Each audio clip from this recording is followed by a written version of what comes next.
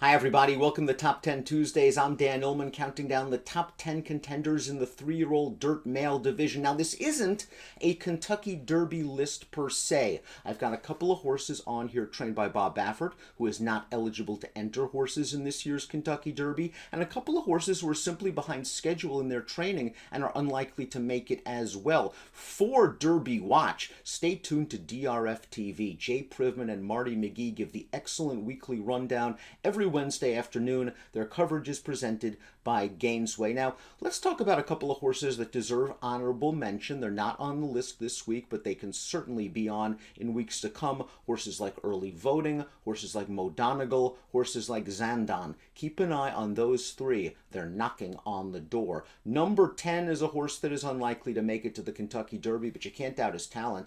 Let's watch the win in the Breeders' Cup Juvenile for last year's 2-year-old champion, Corniche. He was flawless in 2021. 3 starts, 3 victories, all on the lead, capping it off with his 91 Beyer speed figure performance.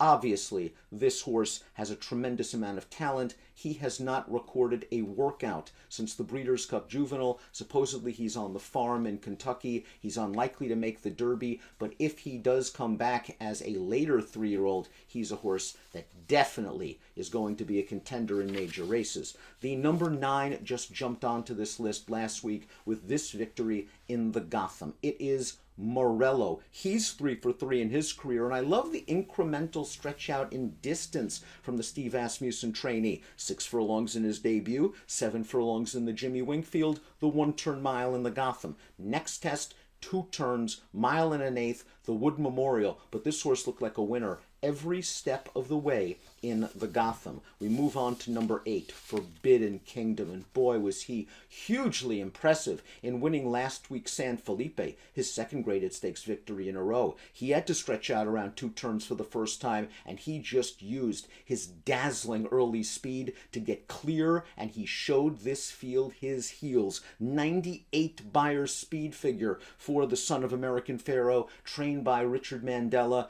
Can he ration his speed? He is a one-way speed ball. Will he be able to do it in races like the upcoming Santa Anita Derby at a mile and an eighth? And most importantly, the Run for the Roses at 10 furlongs. Jack Christopher is up next. He's number 7 based on his excellent 2-year-old campaign. He went 2 for 2, including this victory in the Grade 1 Champagne at Belmont Park. He earned a 102 Beyer speed figure in the Champagne and would have been one of the favorites, if not the outright favorite, in the Breeders' Cup Juvenile over Corniche. Unfortunately, he was injured shortly before that race. He did not run, and he is now at Payson Park for trainer Chad Brown, where he's only recorded 2 3-furlong breezes. He's behind schedule. He's unlikely to make the Derby, but he's got a lot of talent. Classic Causeway is number 6, and let's take a look at this one. Win the Sam F. Davis at Tampa Bay Downs. From the last crop of the Great Stallion and Great Iron Horse Giants Causeway, Classic Causeway was up and on the pace throughout in the Sam F. Davis, and he was simply too good as the 8-5 favorite. He earned an 88 Beyer speed figure. He did earn a 90 in his career debut, and I think there might be more to come from a Beyer standpoint. We'll learn a lot more in this weekend's Tampa Bay Derby. Smile Happy is up next, number 5, and Smile Happy could certainly be higher on this list. He won the Grade 2 Kentucky Jockey Club last year at Churchill Downs, and boy, he beat a very good field that day. Horses like Classic Causeway, horses like White Abarrio, other horses that have come back to do very good things this year at 3, and Smile Happy had a useful prep in his seasonal debut. It was a good second as the favorite in the Grade 2 Risen Star Stakes. Now, he's not going to run in the Louisiana Derby. Trainer Ken McPeak is still mulling his options between the Bluegrass and the Florida Derby. Simplification is number 4, and Simplification's one of the horses on track for the Florida Derby. Let's watch his victory in last week's Fountain of Youth, 96 Beyer speed figure. And what I love about Simplification is that he's come a long way from a versatility standpoint since his victory in the Mucho Macho Man Stakes on New Year's Day. That race was won in gate-to-wire fashion, and there were a lot of folks that thought that he was simply a one-way speed. He didn't break well in the subsequent Holy Bull Stakes, was forced to rally from out of it, and he finished a good second behind White Abarrio. And in the Fountain of Youth, he was very comfortable in behind horses on the backstretch before swinging wide and passing them all. He earned a 96 Beyer, as I mentioned. The one issue, He didn't change leads in his last 2 races. There's a short stretch at Gulfstream going a mile and a 16th. Once we get to longer stretches, longer distances, tougher competition, he might have to smooth that out. White Abarrio is next. He's number 3 on our list. He won the Holy Bull, and let's watch that performance, beating a troubled Simplification. When Simplification didn't break,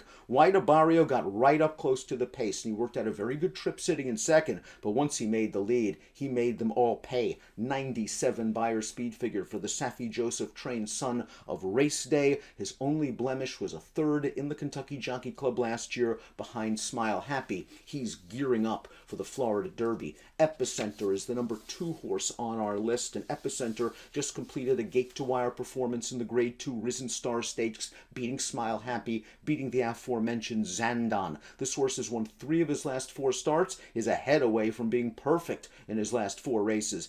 This is a horse with good early speed. He's by Not This Time, trained by Steve Asmussen. The Louisiana Derby looks like it is ripe for the picking for him, going a mile and an 1/8, and a mile and an 1/8 isn't a problem. He won the Risen Star at that distance. And the number 1 ranked horse on this race, not likely for the Kentucky Derby, not looking good. He's trained by Bob Baffert. He's looking good. The son of Empire Maker Messier. Here's his win in the Robert B. Lewis, going a mile and a 16th in his 3-year-old debut, and he just runs off the screen. He wins by 15 with a 1:03 Beyer speed figure.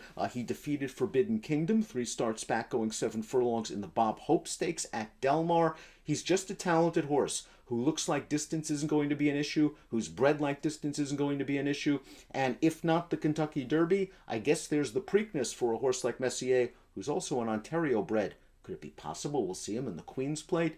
These are the top 10 dirt males as ranked by weekly divisional rankings on DRF.com. They all come out and are updated for each division on Friday. Have a good week.